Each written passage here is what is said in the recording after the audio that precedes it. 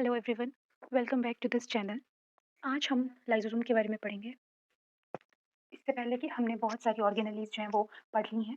जैसे हमने गोल्जी पढ़ लिया, ईआर पढ़ लिया है, न्यूक्लियस पढ़ लिया है और भी बहुत सारी ऑर्गेनेलीज़ जो है वो पढ़ ली हैं। आज हम लाइसोसोम के बारे में पढ़ेंगे। तो बिना टाइम वेस्ट किए चलिए शुरू करते हैं लाइसोसोम के बारे में। तो लाइसोसोम को जो है suicidal bags of the cell भी कहा जाता है, disposal unit, demolition squad, recycling culture, cellular housekeeper, ये सब कहा जाता है। इसलिए कहा जाता है क्योंकि इसका काम जो होता है, मेन काम वही होता है कि जो भी वेस्ट चीज़ है उसको क्या करना है, डंप करना है इसने। इसका यही काम है लाइसोसोम का। तो चलिए पढ़ते हैं, स्ट्रक्चर पे हम बाद में आएँगे, पहले हम इसके बारे में थोड़ा-सा पढ़ लेते हैं। जो ये लाइसोसोम है, इसको सबसे पहले डिस्कवर किया था क्रिश्चियन डी ट्यूब ने इन लिवर सेल 1955 में।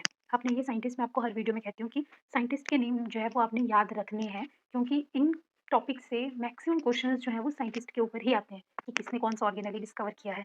तो आपने हर ऑर्गेनेली का डिस्कवरर कौन है, कौन कौन साइंटिस्ट है जिसने वो टर्म दी हुई है, तो ये चीज़ें आपने याद रखनी है।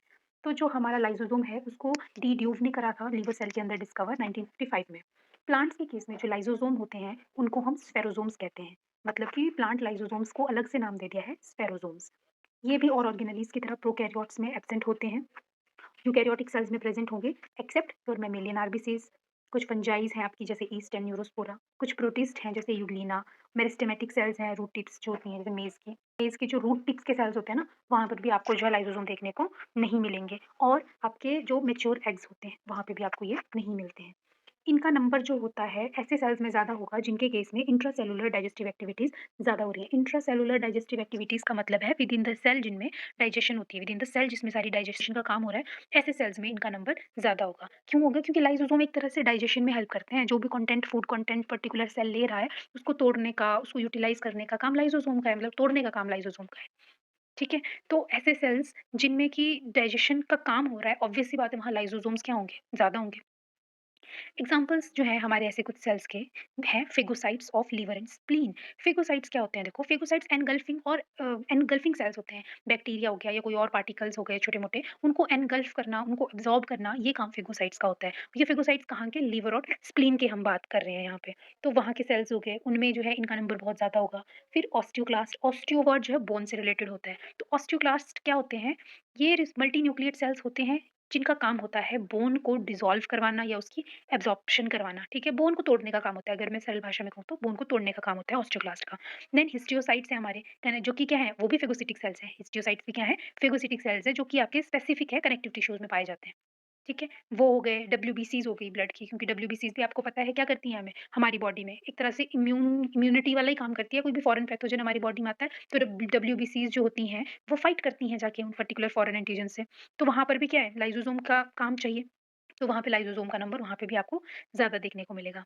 फिर आप नीचे डायग्राम देख रहे हैं एक, ये आपका ये कुछ स्टेप्स हैं कि कैसे-कैसे ये जो है लाइसोसोम जो है वो काम करता है। देखो, सबसे पहले फूड पार्टिकल है। इस फूड पार्टिकल की क्या हुई? एंडोसाइटोसिस हुई। एंडोसाइटोसिस मैंने आपको पहले भी बताया कि सेल में एक छोटा-सा फरो सा बनता है, कैविटी सी बनती है जिसमें कि वो फूड पार्टिकल आके ट्रैप हो जाता है एक तरह से, उसमें चला जाता है। फिर क्या होता है? वो जो ओपनिंग है वो क्लोज़ हो जाती है और एक वेसिकल के फॉर्म में वो फूड उसके अंदर ट्रैप हो जाता है। दिख रहा है आपको? अब ये जो फूड वैक्यूल बना यहाँ पर, इस फूड वैक्यूल के साथ जब प्राइमरी लाइसोसोम जो कि फिलहाल क्या है, इनएक्टिव स्टेट में है, मतलब जो गोल्जीज आपकी लाइसोसोम्स बनाएंगी ना, वो कौन सी लाइसोसोम्स होंगी आपकी? वो प्राइमरी लाइसोसोम्स होंगी। उनमें जो भी लाइसोजाइमिक एंजाइम है वो अभी इनएक्टिव स्टेट में है, वो एक्टिवेट नहीं हुआ है। वो कब एक्टिवेट होगा? जब वो जाके इस फूड वैक्यूल के साथ में क्या करेगा? फ्यूजन करेगा। अब आप देखो नेक्स्ट स्टेप में, देखो क्या हो रहा है, ये जो सेकेंडरी लाइसोसोम बन रहा है, ये कैसे बन रहा है? जो प्राइमरी लाइसोसोम जाके इस फूड वैक्यूल के साथ में फ्यूजन कर रहा है। इस फ्यूजन की वजह से एक डाइजेस्टिव वैक्यूल बन गया कि नहीं? मतलब जिसमें अब एक नया वेसिकल सा बन गया, वैक्यूल बन गया जिसमें फूड पार्टिकल्स भी हैं और लाइसोजाइमिक एंजाइम्स भी हैं। अब ये लाइसोजाइमिक एंजाइम क्या करेगा अंदर? को तोड़ने का काम करेगा इन फूड पार्टिकल्स को और उसकी क्या करवा देगा?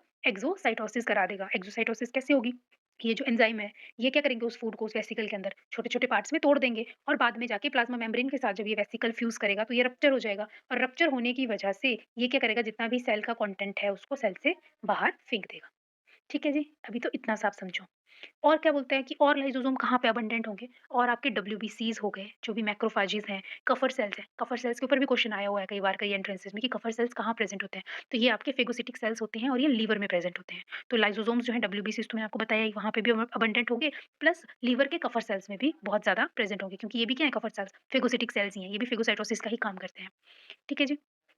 ये क्या है, मेम्ब्रेन बाउंड वेसिकुलर स्ट्रक्चर्स हैं, जो कि गोल्जी बॉडी की पैकेजिंग के दौरान बनी है। जब मैंने आपको गोल्जी के बारे में बताया पढ़ाया था, तब मैंने आपको बताया था कि उसके 3 पार्ट्स होते हैं, सिस्टर्नी, वैक्यूल्स एंड वेसिकल्स। और ये जो वेसिकल्स होती हैं, सॉरी, ये जो वैक्यूल्स होते हैं, इसमें से कुछ वैक्यूल्स जो हैं वो लाइसोसोम का काम करते हैं। तो ये वही बात हो रही है कि जब गोल्जी apparatus में पैकेजिंग का प्रोसेस चल रहा होता है, उसी दौरान जो है ये वैक्यू लाइसोसोम्स जो हैं वो बनते हैं। ये जो आइसोलेटेड लाइसोसोमल वेसिकल्स हैं, इनमें बहुत सारे अमाउंट में हाइड्रोलिटिक एंजाइम पाया जाता है। हाइड्रोलिटिक एंजाइम्स कौन से एंजाइम्स होते हैं जो किसी चीज़ को तोड़ने का काम करते हैं। जैसे प्रोटीन को तोड़ने के लिए प्रोटीएजेज़ हैं, कार्बोहाइड्रेट को तोड़ने के लिए कार्बोहाइड्रेटेज़ है ना? और अमाइनो एसिड्स के लिए, सॉरी, आपके न्यूक्लियोटाइड्स के लिए न्यूक्लियोटाइडेज़ेज़ हैं। ये सारे एंजाइम्स क्या हैं? ये हैं आपके हाइड्रोलिटिक एंजाइम्स। तो जो ये आपके लाइसोसोमल वेसिकल्स होते हैं, बोलता है इसमें ये हाइड्रोलिटिक एंजाइम्स प्रेज़ेंट होते हैं, जो कि कब एक्टिव होते हैं? एसिडिक पीएच में। मतलब जब इन सेल्स को एसिडिक पीएच मिलेगा, तब जाके ये हाइड्रोलिटिक एंजाइम्स क्या हो जाएँगे? एक्टिवेट हो जाएँगे। और ये कैपेबल होते हैं, मैंने बताया आपको कि carbohydrate, protein, lipids, nucleic acids इनको डाइजेस्ट करने में कैपेबल होते हैं, मतलब इनको तोड़ने में कैपेबल होते हैं। फिर बोलता है कि ये पॉलीमॉर्फिज्म भी शो करते हैं। पॉलीमॉर्फिज्म का मतलब होता है जब ये एक से ज़्यादा फॉर्म्स में एक्सिस्ट करते हैं। जैसे primary lysosome, secondary lysosome, tertiary lysosome and autophagic vacuoles. अब ये क्या है देखो, हम एक-एक करके आगे पढ़ेंगे। उससे पहले लाइसोसोम जो है वो 2 पार्ट से मिलकर बना हुआ है, एक लिमिटिंग मेम्ब्रेन, दूसरा मैट्रिक्स। लिमिटिंग मेम्ब्रेन अगर मैं डायग्राम में जाऊँ, तो ये जो ऑरेंज कलर का मेम्ब्रेन आपको दिख रहा है, ये है आपका लिमिटिंग मेम्ब्रेन। लिमिटिंग मेम्ब्रेन के अलावा जो आपको अंदर जितनी भी चीज़ें दिख रही हैं, ये येलो पोर्शन और इसके अंदर जितने भी डाइजेस्टिव एंजाइम्स हैं, एंजाइम सबस्ट्रेट कॉम्प्लेक्स है, प्रोटीन्स हैं, ये सारे जो है वो मैट्रिक्स का पार्ट है। ठीक है? अब क्या बोलता है ये देखो, जो लिमिटिंग मेम्ब्रेन है वो बाहर सिंगल लेयर्ड है। जब मैंने आपको मेम्ब्रेन्स के बारे में पढ़ाया था, तो मैंने आपको बताया था कि कुछ ऑर्गेनेलीज़ जो हैं ऐसी हैं जिनमें कोई भी मेम्ब्रेन नहीं है। जैसे सेंट्रियोल और राइबोसोम्स, इनमें कोई मेम्ब्रेन बाउंड ऑर्गेनेलीज़ नहीं है। फिर मैंने आपको बताया था कि कुछ ऑर्गेनेलीज़ ऐसी हैं जिनमें एक ही मेम्ब्रेन प्रेज़ेंट है। तो जैसे कि लाइसोसोम्स का मैंने आपको ये एग्ज़ाम्पल बताया था, डबल मेम्ब्रेन, तो आपको पता ही है कौन-कौन है ना? तो लाइसोसोम क्या है, एक सिंगल लेयर्ड मेम्ब्रेन वाला ऑर्गेनेली है, जो कि लाइपोप्रोटीन्स का बना हुआ है। लाइपोप्रोटीन्स का मतलब है लिपिड प्लस प्रोटीन का मिलकर बना हुआ है, और ये क्या करके रखता है, डाइजेस्टिव एंजाइम्स को होल्ड करके रखता है विद इन द सेल। अब डाइजेस्टिव एंजाइम्स क्योंकि वो हाइड्रोलिटिक है नेचर में, तो आप उनको ऐसे खुले में साइटोप्लाज्म में नहीं छोड़ सकते। छोड़ दोगे क्या होगा, वो मैं अभी आगे डिस्कस करती हूँ कि अगर ये जो हाइड्रोलिटिक एंजाइम्स हैं, ये डाइजेस्टिव एंजाइम्स हैं, अगर ये साइटोप्लाज्म में चले जाते हैं तो क्या होता है, ठीक है, वो हम पढ़ते हैं। तो मेम्ब्रेन का काम क्या है कि उस सारे डाइजेस्टिव एंजाइम को उस सेल के अंदर तक ही सीमित रखना, उससे बाहर नहीं जाने देना है उसको। क्लियर? फिर मैट्रिक्स, मैट्रिक्स अभी मैंने आपको बताया जितना भी अंदर का कंटेंट है, ग्रैन्युलर और हेटेरोजेनस ग्राउंड सब्सटेंस है, मतलब हेटेरोजेनस है कि एक से अलग ज़्यादा की कंपोज़िशन है उसमें, एक ही तरह की कंपोज़िशन नहीं भरी पड़ी है, उससे ज़्यादा है। तो ये मैट्रिक्स हो गया आपका। अब हम पॉलीमॉर्फिज़्म की बात कर रहे थे, तो प्राइमरी लाइसोसोम में हमने बोला, सॉरी, लाइसोसोम में हमने बोला कि ये 4 तरह का होता है, primary, secondary, tertiary and autophagic vacuoles. अब प्राइमरी लाइसोसोम्स को हम जो है वो प्रोटोलाइसोसोम्स भी कहते हैं। इसमें जो एंजाइम्स होता है, एंजाइम्स प्रेज़ेंट होते हैं, वो क्या होते हैं, इनएक्टिव स्टेज में प्रेज़ेंट होते हैं और गोल्गी बॉडी से मिलकर बने होते हैं। इनको हम स्टोरेज ग्रैन्यूल्स के नाम से भी जानते हैं। प्राइमरी लाइसोसोम सेल में पड़ा होगा और तब तक इनएक्टिव रहेगा जब तक कि कोई बाहर से उसको एक्टिवेट नहीं करता। कोई फूड वैक्यूल फूड पार्टिकल नहीं आ जाता उसकी एनगल्फिंग के लिए, या एसिडिक पीएच उसको नहीं मिल जाता, तब तक वो एक्टिवेट नहीं होगा। वो आपका प्राइमरी लाइसोसोम हो गया। फिर सेकेंडरी लाइसोसोम कब बनेगा? इसको सेकेंडरी लाइसोसोम को हम हेटेरोफैगोसोम भी कहते हैं, डाइजेस्टिव वैक्यूल भी कहते हैं, फिगोलाइसोसोम भी कहते हैं। ये कब बनेगा? जब फूड वैक्यूल इसको मिल जाएगा। ये प्राइमरी लाइसोसोम और फूड वैक्यूल के फ्यूजन से मिलकर बनता है। इसमें जो भी डाइजेस्टेड मटीरियल है, मतलब जो भी कंटेंट था उस फूड वैक्यूल के फूड का, उसको प्राइमरी लाइसोसोम के एंजाइम्स ने तोड़ दिया। अब वो जो डाइजेस्टेड मटीरियल है, फिर उसको हम क्या कर देते हैं, मतलब ये क्या कर देता है, साइटोप्लाज्म में रिलीज़ कर देता है। इसके बाद टर्शियरी लाइसोसोम की मैं बात करूँ, तो टर्शियरी लाइसोसोम को हम रेसिडुअल बॉडीज़ ये भी कहते हैं। इसको रेसिडुअल बॉडी क्यों कहते हैं देखो, रेसिडुअल का मतलब क्या होता है, जो वेस्ट बच जाता है आगे। अब कुछ फूड पार्टिकल्स ऐसे थे कि वो तो पूरी तरह से डाइजेस्ट हो गए सेकेंडरी लाइसोसोम में ही, और वो बाहर सेल ने उसको छोड़ भी दिया। लेकिन कुछ ढीठ फूड पार्टिकल्स ऐसे होंगे जो शायद लाइसोसोमिक एक्टिविटी के बाद भी नहीं टूटे होंगे, डाइजेस्ट हुए होंगे। अब वो जो वेस्ट बच गया, उसको हमने रेसिडुअल बॉडी बोल दिया। इसको टीलोलाइसोसोम्स भी कहा जाता है। इसमें सारा अनडाइजेस्टेड फूड जो है वो पास हो जाता है इसमें, और फिर वो सेल से बाहर ईफेजी, या फिर जो मैंने सेल वोमिटिंग आपको बताया था, या एक्सोसाइटोसिस के थ्रू सेल से बाहर चला जाता है। फिर आते हैं ऑटोफेजिक वैक्यूल्स में। ऑटोफेजिक वैक्यूल्स को हम साइटोलाइसोसोम्स या ऑटोफेगोसोम्स भी कहते हैं। ये बनते हैं प्राइमरी लाइसोसोम और ओल्ड डेड ऑर्गेनेलीज से मिलकर। ठीक है? अब ऑटोफेजी में क्या है, ऑटोफेजी जो है वो रिसाइक्लिंग में काम आती है। रिसाइक्लिंग साइट भी इसको बोला जाता है। इसमें क्या होगा कि मान लो आपका सेल जो है स्टार्वेशन पीरियड में हो आप, मतलब आप जैसे भूखे हो, काफ़ी टाइम से भूखे हो ना, तो ऐसा तो नहीं है जब आपको खाना नहीं मिलता है तो आप एकदम से ही मर जाते हो। आप बहुत दिन तक फिलहाल वो जो है वो बिना खाने के सर्वाइव कर सकते हो। वो क्यों? क्योंकि हमारे सेल्स ने क्या करके रखा है, पहले से ही स्टोरेज फूड करके रखा हुआ है, स्टोर करके रखा है फूड को। अब स्टार्वेशन पीरियड में ये सेल्स क्या करते हैं कि उन स्टोर्ड जो सेल्स में जो फूड है हमारा, स्टोर्ड फूड जो उन सेल्स में प्रेज़ेंट है हमारा, उसका डाइजेशन करवाते हैं और वहाँ से एनर्जी जो है वो लिबरेट करवाते हैं। समझ गए? मतलब कि एक तरह से आप ऐसा समझ लो कि जब शॉप्स में मान लो फूड या पर्टिकुलर कोई चीज़ खत्म हो जाती है, तो वो क्या करते हैं, अपने वेयरहाउस या जो भी उनका स्टोर हाउस है, वहाँ से चीज़ों को लेके आते हैं। तो सेम है, जब बॉडी में एनर्जी नहीं है क्योंकि आप खाना नहीं खा रहे हो काफ़ी टाइम से, तो जो आपके सेल्स ने फूड को स्टोर करके रखा है, उसको जो है ये क्या करेगा, तोड़ेगा और बाद में उसमें से एनर्जी को लिबरेट करेगा। इसके बाद बात करते हैं ऑटोलाइसिस की। और जब हमारा कोई सेल जो है वो पुराना हो जाता है, ठीक है? तो सेल क्या करता है कि उस सेल को बॉडी से रिमूव करवाना है, तो वो क्या करेगा, अपना जितना भी लाइसोजाइमिक एंजाइम्स हैं, उसको साइटोप्लाज़्म में भेज देगा। साइटोप्लाज़्म में जब वो एंजाइम्स चले जाएँगे, हाइड्रोलाइटिक एंजाइम, तो वो पूरे के पूरे सेल को क्या कर लेंगे, एनगल्फ कर लेंगे। उसको ऑटोलाइसिस कहते हैं। ऑटोफेजी और ऑटोलाइसिस में डिफरेंस समझ आया? ऑटोफेजी का मतलब है जब स्टार्वेशन पीरियड में, जब आपने बहुत टाइम से खाना नहीं खाया है, आपको बॉडी को एनर्जी की ज़रूरत है, तो वो एनर्जी कहाँ से लिबरेट होगी? वो एनर्जी लिबरेट होगी आपकी स्टोर्ड सेल्स से, जिन्होंने अपने सेल ऐसे सेल्स जिन्होंने अपने अंदर जो है वो फूड को स्टोर करके रखा हुआ है, तब उनका ब्रेकडाउन होगा और वहाँ से एनर्जी लिबरेट होगी।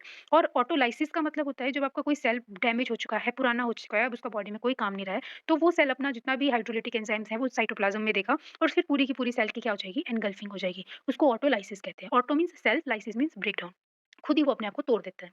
और ये कब होता है? जब कोई चीज़, कोई बूढ़ा बूढ़ा हो जाता है, या जैसे रीएब्ज़ॉर्प्शन ऑफ टेल ऑफ टैडपोल, अगर आपको पता हो कि जो मेटामॉर्फोसिस का प्रोसेस होता है, जैसे आप टैडपोल का देखोगे तो टैडपोल में टेल होती है, लेकिन जैसे ही वो एडल्ट फ्रॉग में चेंज होता है तो टेल जो है वो खत्म हो जाती है। तो वो टेल कैसे खत्म हुई? वो ऑटोलाइसिस के थ्रू ही खत्म हुई। उस टेल के जो सेल्स थे उन्होंने अपने हाइड्रोलाइटिक एंजाइम्स को साइटोप्लाज़्म में रिलीज़ किया होगा, जिसकी वजह से उन्होंने अपने ही सेल्स को क्या कर लिया, एनगल्फ कर लिया और टेल जो है वो वैनिश हो गई उस फेज़ में। इसको एटम बॉम्ब भी कहा जाता है। अब इंपॉर्टेंट एंजाइम्स देख लेते हैं कि कौन-कौन से एंजाइम्स जो हैं ये लाइसोसोम अपने अंदर होल्ड करके रखता है। हाइड्रोलिटिक एंजाइम्स आ गए, जो कि आपके 4.6 टू 5 पीएच, मैंने कहा एसिडिक पीएच में ये एक्टिवेट होते हैं। एसिड फ़ॉस्फ़ेटेज़, जिसमें कि एटीपीज़ और एसिड फ़ॉस्फ़ेटेज़ आ गया। एटीपीज़ होता है जो एटीपी को एडीपी में चेंज कर देता है और एनर्जी रिलीज़ करता है। एसिड फ़ॉस्फ़ेटेज़ होता है जो किसी से जो फ़ॉस्फ़ेट ग्रुप है उसको रिमूव करवा देता है वहाँ से। फिर सल्फ़ेटेज़, सल्फ़ेट ग्रुप जो है उसको रिमूव करवा देंगे, किसी ऑर्गेनिक कंपाउंड पे अगर सल्फ़ेट ग्रुप लगा हुआ है तो उसको रिमूव करवाने का काम सल्फ़ेटेज़ का है। प्रोटीएज़ेज़ का काम प्रोटीन का ब्रेक डाउन करना है। न्यूक्लियेज़ेज़ का काम आरएनए, डीएनए को तोड़ने का है। लाइपेज़ेज़ जो है वो लिपिड्स या फैट्स को तोड़ने का काम करता है। ग्लाइकोसाइडेज़ेज़ जो है वो आपके बीटा ग्लूकोसाइडेज़ और बीटा गैलेक्टोसाइडेज़ेज़ में ब्रेक डाउन करता है। जो ये एंजाइम्स होते हैं, मैंने आपको पहले भी बताया कि एसिडिक मीडियम में काम करते हैं, और ये जो एसिडिक कंडीशंस हैं, ये सेल के अंदर कैसे मेंटेन होगी लाइसोसोम के अंदर? हाइड्रोजन पंप के थ्रू।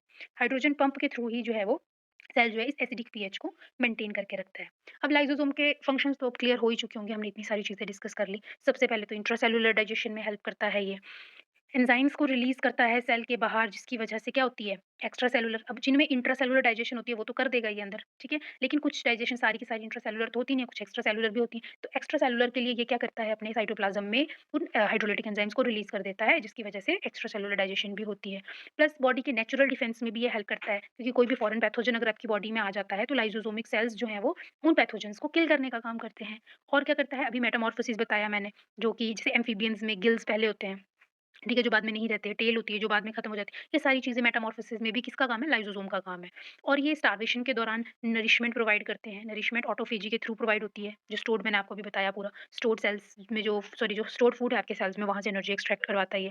और क्या करता है ये, जो आपका स्पर्म है, स्पर्म में भी आपको पता है कि ये लाइसोसोम प्रेज़ेंट होता है, हाइड्रोलाइटिक एंजाइम्स प्रेज़ेंट होते हैं। इन हाइड्रोलाइटिक एंजाइम्स का काम होता है, जो भी एग मेम्ब्रेन होती है, जब स्पर्म को उस एग में के अंदर पेनिट्रेट करना है, तो उस एग मेम्ब्रेन को तोड़ने का काम जो है यहाँ पे लाइसोसोमिक एंजाइम्स, हाइड्रोलाइटिक एंजाइम में अगर मैं कहूँ, वो करते हैं। और जो भी आपके डेड सेल्स हैं, एज्ड सेल्स हैं, उनका ब्रेक डाउन करने का काम भी इन्हीं का ही होता है।